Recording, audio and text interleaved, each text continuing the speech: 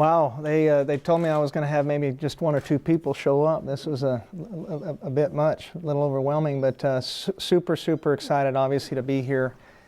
First and foremost, I want to give complete thanks to my family that's here and our three kids, because without their support, you know, I would have never been able to be in this position to begin with. And you know, with us traveling and doing the things that we do as coaches, you have to have that strong support at home, and it's been 100% all along.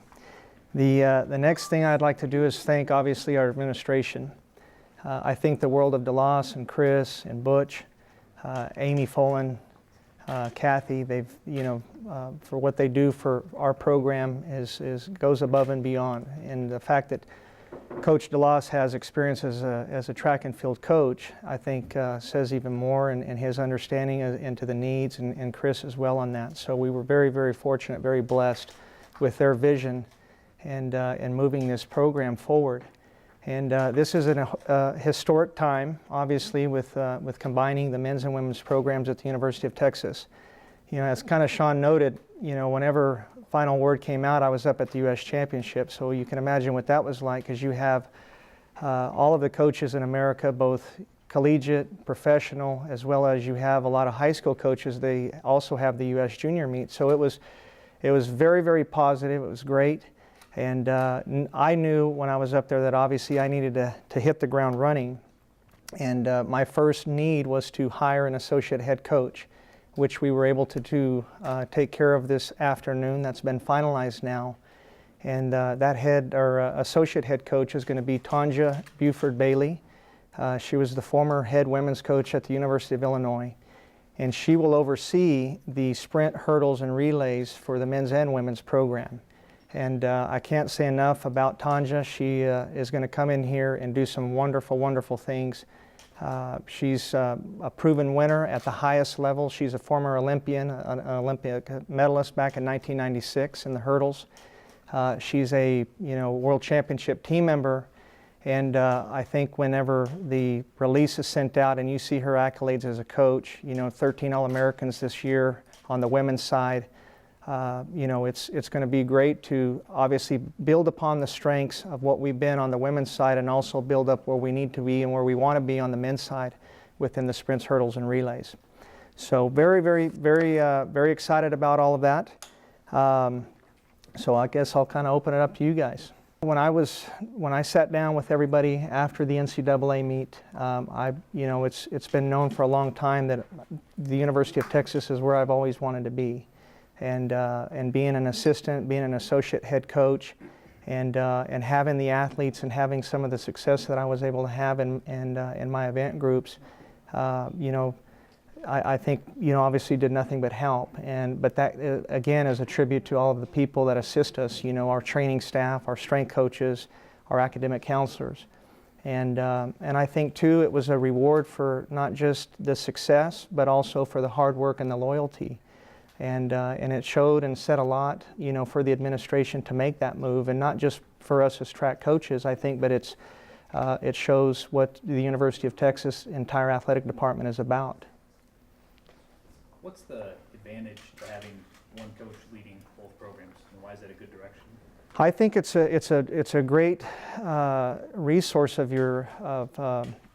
support staff, of the team and whatnot. I think when you look at a hire like today with Tanja, she will oversee the both men and women's sprints, hurdles, and relays. And so whenever you can bring in somebody like that, kind of like for myself as well, being able to work with the women's throwers now and the women's jumpers, and you start to build upon people's strengths and can cross over like that. It's we're in a great spot right now with the men's and women's teams. I think my job would be even harder than it is right now if I was coming in and having to rebuild a program. We're there right now. We're looking to reload upon that and take this thing to a next level, and that's to bring home some national championships. Is it a gamble because you haven't been a head coach before? Well, I think that when you're an associate head role, especially here at Texas, it's very much like being a head coach at most universities. So, and again, with some of the things that you do behind the scenes in those capacities, I'm only reassured that I was the right person for that job. What's the challenge When you talked about the advantages of having the two programs under one head coach, what's the biggest challenge, since that's not something that Texas has had historically? Well, I think first, there's going to be challenges to any situation, but I think that with the support that is in place, not just with the staff once we get that together, but I think externally with the executive staff, with the administration on down, those things are all in place. And so now we just have to find those right coaches that can sit down and have the same vision and understanding what the University of Texas stands for, and going out and finding the very best student athletes that fit the mold for that. And if that's the case, then, and like I said, continue to build upon what's already here. I mean, we've got some great young men and young women that, they were super excited when the announcement was made, and they're looking forward to, getting this staff combined and moving this thing again to where it needs to be. Do you have an operational plan already in place, Mario, and maybe that's a little different from what Bubba or Bev had? Very much. I mean, and I think when we were separate programs and stuff, those types of models, not that we want to push them aside and stuff, because there was success on both sides, no doubt. But in this new realm of a combined program, we want to kind of write our own chapter. And again, my first objective, even while I was at the U.S. Championships with a number of our athletes, was to get the ball rolling on finding an associate head coach. I knew who I wanted in that position, and luckily for us and for the university, we were able to get the number one person, and that's Tanja. Were you surprised she was willing to come? She just gives up a full head coaching job? Well, again, sometimes when you're a good coach, you have to be a great recruiter. So whenever I got word from her and her husband that they were, coming here, I felt like my first thing was to tell her this was the number one prospect that I ever signed. So, but it was good. And I think, again, it kind of goes back. She knows what the state of Texas brings, and resources for track and field. You're in a warm climate. You have the very best facilities, the very best support here compared to anywhere in America. And, she would have never been the athlete that was able to compete at the highest level if she didn't have the drive and the passion. And so this is a little bit of a challenge, no doubt, but she likes challenges. And so we're just great to have a part of us. Will you coach less and have to administrate more? I don't want to, but at least I know that with the staff that I want to compile, that if I can't be there for an afternoon, if I'm caught up in something on campus, whatever that might be, rest assured we'll have some great people that I know that will have the same vision that I do, and we'll move forward. And will you coach field events, men and women? Yes, yourself? yes. And so that was, like I said, the first part was to get this position filled, and then we'll start to look to fill some other spots now. I think that we've had some great teams and stuff, and it's not easy when you have 12 and a half scholarships, and we again have to find the right people, the right mold, and again, you take guys like Krauser and like Johannes and even Craig Lutz, who was an All-American for us, in the 10,000 meters. When you have a coach like Coach Bailey now that is going to go after and make sure that we have a presence at the national level in the 4x1 and the 4x4, so that when you go into that final day, you're not getting passed up by 3 or 4 other teams. We're vying for that, hopefully down to the 4x4 relay, where we're vying for the men's first national championship. So, and the nice thing too, I think, of the combined effort is, you have one of the strongest sprint groups in America on the women's side. And now, whenever they're going to be the biggest advocates for this program too, not just so that they have continued success on the women's side, but also to help us, get things rolling on the men. Coach, as far as the distance program goes, where's that process at? Again, my number one thing that I wanted to do is to come in and continue to build upon the strengths that we've had, and the distance has been a mainstay. It's when I'm watching at the U.S. Championships, and I don't know how much you guys have followed, for example, Leo Manzano. Right now he's running unattached. He's a silver medalist, and people, we're asking him, how come you're not running for Nike, these types of things.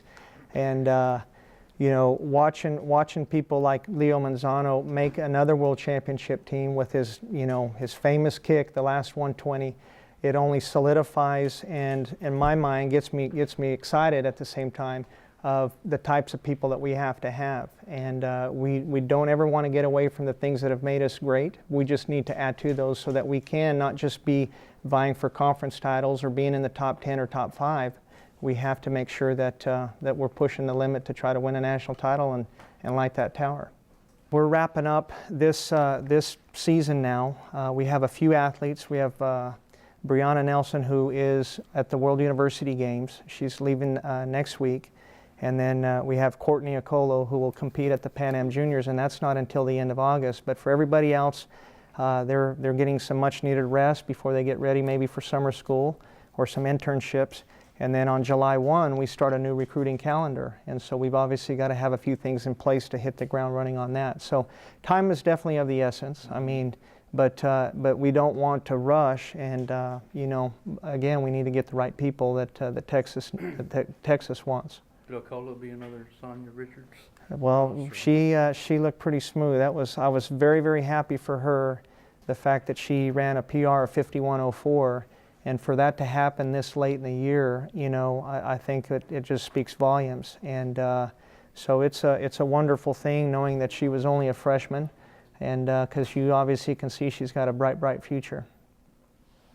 Mario, have you had a chance to talk to Coach Brown or anybody with the football staff if you do find a kid who happens to be an elite sprinter that could also be a football prospect and kind of working hand in hand with the football staff? I have not spoke directly with Coach Brown. He sent me a message, you know, congratulating me and stuff, and look forward to working with you guys in the future. Let us know what we can do, and no doubt, you know, that's the one thing I feel like we've kind of prided ourselves on here at the University of Texas is that dual sport relationship. You know, before Krauser broke the school record in the shot, that used to belong to Brian Robinson, you know, who was a defensive end and plays for the Vikings now. And it was, you know, probably wasn't even 30 minutes after his record was broken that B-Rob had already texted me, you know, please tell the big guy congratulations. And that says a lot, you know, and there's a history there. There's been times, you know, this past year that when Jamal Charles was going through some of his rehab stuff that he came up on the track and ran with the guys. You know, of course, they're in awe of him, but he's just trying to get himself ready for conditioning and getting ready for their training. And obviously with Marquise, you know, I think the one thing that the state of Texas always brings is great football track athletes.